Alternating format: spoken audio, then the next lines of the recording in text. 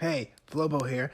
Before the show starts, I just want to say newamsterdam.com, that's Knew, Amsterdam.com, is the place to get the gear you need to be a citizen of the most creative city on the world. Newamsterdam.com has high quality notebooks, pens, and pins, and we want you to be a part of it. So log on to newamsterdam.com. The promo code to use is RADIO, RADIO, and get 30% off your order. That's right, at newamsterdam.com. Let's do this.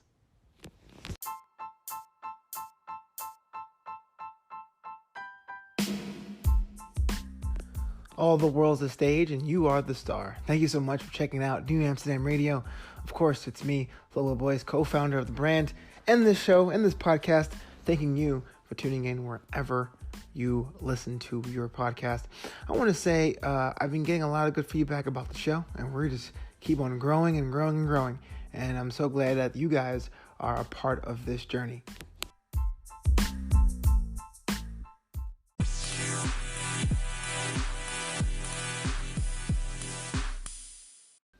You know, I feel now more than ever, people are just so brand obsessed, you know? I know we were talking about that before about our episode on lore, but brands are something that went from being for products and services to being sobriquets, or another name for our personalities, our reputations. Phrases we now hear are personal brand, or that shirt is very on brand for you. In fact, there's a friend of mine that always says I have quirky preferences when it comes to music or food or activities. And when I say something that's a little off-center, I'm usually met with, that's a little on brand for you. But why is that? Why do we say we're brands nowadays? Well, there's a lot of reasons for that. I do think there's a societal shift of being tribes of one, which is something I'll definitely get into in a future episode. But we're all different, and some may say we're different for different sake, but that's what a cynic might say. We're all different, and we all have our preferences, our way of looking like, and our outlook and perspective. Social media empowers us to do this. Our communities empowers us to do this.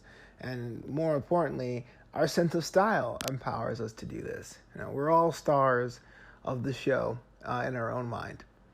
But today's episode was inspired by a string of commercials I've seen over the years featuring actor George Clooney. Now, George Clooney was a television star, was in sitcoms, was on a very, very long-running medical show called ER before he branched out and went into movies on his own. And I really think he's lived the last era where movies and TV were separate, and movies were seen as the premium format. And I remember his first jump, the first movie he was in, The Pacemaker. It was an almost a forgettable action film if it wasn't for the fact that it was George Clooney's first leading man action role. But definitely it opened up a few doors for our favorite actor of all time for this generation, and became one of the biggest stars on the planet. You know, the Ocean series and all those other films, and even, I think he even owns a couple of liquor brands, to be honest with you. He also became a symbol of Hollywood, almost like a bygone era, an era where he did not grow up in, but definitely sensibilities were applied to him. I mean, I'm watching documentaries about what is considered the new age version of that golden era. Usually he gets compared to, say, a Cary Grant, someone who's well-dressed, well-groomed, masculine, and how at ease he is. And until very recently, he was Hollywood's most eligible bachelor. Those things are very on brand for Mr. Clooney. But I was watching over the years that he also became a pitchman for Nespresso, which is a line of at-home coffee and cappuccino products. You can buy an espresso machine. In the United States, we tend to gravitate more to Keurig, but in Europe, like, Nespresso is almost synonymous with coffee. And I guess a couple of years ago, having an American actor of that caliber would have seen as being such as so off-putting or selling out or dissident, if I can be so bold. But this one kind of fit like hand to glove. Like Nespresso sounds fancy. There's a lot of S's in that word. It rolls off the tongue. It sounds decadent. It sounds upper market. And then you have someone who's so dressed, so groomed, such a symbol of the classic man in a modern shell that it kind of goes from hand to glove. And that's what I'm thinking about, brands of one. And what does that mean for actors and performers? You know, I think when we get up in the morning, we tend to, us common folk, we tend to like mix and match things and styles we like. You know, I'm a t-shirt and jeans guy, but I love pea coats, but then I love comics like a nerd, but then I could put on a basketball jersey because I love sports. What kind of man am I? I'm an enigma. But when we talk about other people, we say, oh, that guy, he's very punk rock, or that guy, he's such a dad, or that guy, he's so glam. And I think that's kind of interesting. So here's a product that necessarily wasn't made for Mr. Clooney, but it makes sense to have that person promote that brand. And in fact, I want to give you another example about another man in Hollywood who's also an actor, but from a different perspective. Dwayne Johnson, The Rock, right? One of the most bankable stars in Hollywood today. Started off as a football player, transitioned into a wrestler, superstar for a long while, got into movies, and now he calls himself this. I would never say it to his face, but he calls himself franchised Viagra. Right? If you have a movie series that's lagging a bit, bring him on, and ticket sales will soon follow. And there's a lot of things that he endorses, whether it's his own projects and his own production company. But one of the most noteworthy endorsements The Rock has is Under Armour. Now, Under Armour is a sportswear brand. They make clothing and shoes for athletes, right?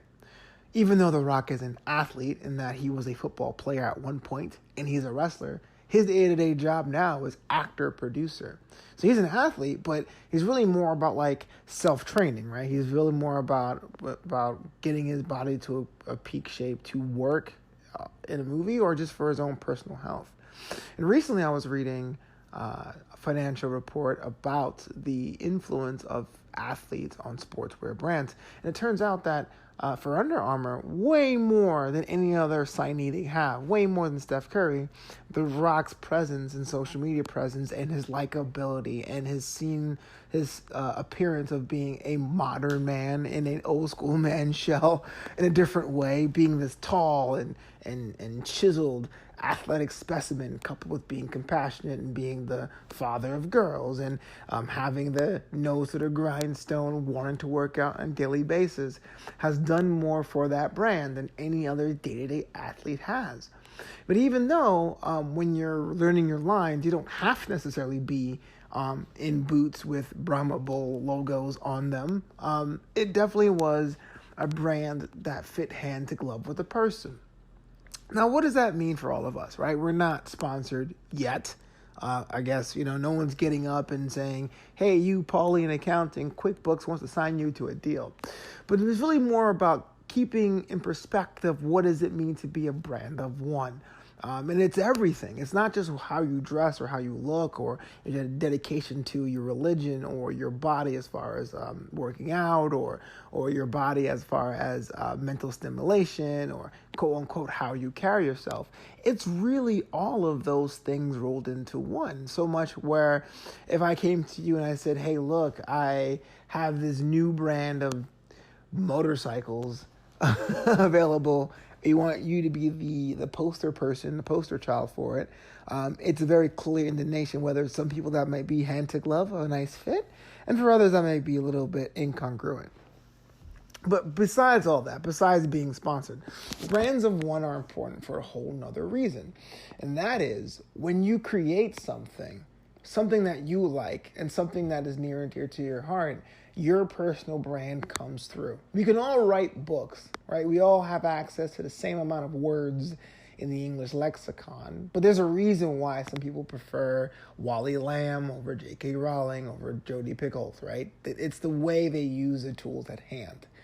We all can pick up paints at the art and supply store, but a Pollock is different than a Picasso, right? And that's a lot about skill. That's more about their personal strengths and weaknesses in the art form. But beyond that, perspective is really the key chief reasoning, the building block of our brands. The way we see the world today is how we dress, is how we carry ourselves, is how we perform at our level, is how we make the decisions to obtain the work that we want. It really boils down to that. And until we have a legion of people, until we have a legion of products that bear our name to have a brand in the traditional sense, we all are essentially brands of one. So whether or not you're kicking back with a hot cup of espresso, or you're putting on your Under Armour basketball shorts while you head out to the park, it's really interesting to think about what exactly you can give in terms of your personality, in terms of your aura, in terms of your perspective to the things you create.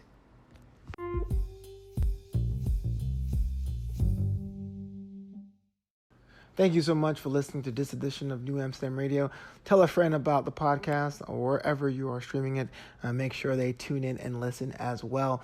New episodes are coming up frequently. We got some great things down the pipe, some crazy episodes I'm sure you're going to love. So make sure you save, bookmark, tell a friend about it, put it down on your calendar to check out new episodes of New Amsterdam Radio. And until next time, catch you later.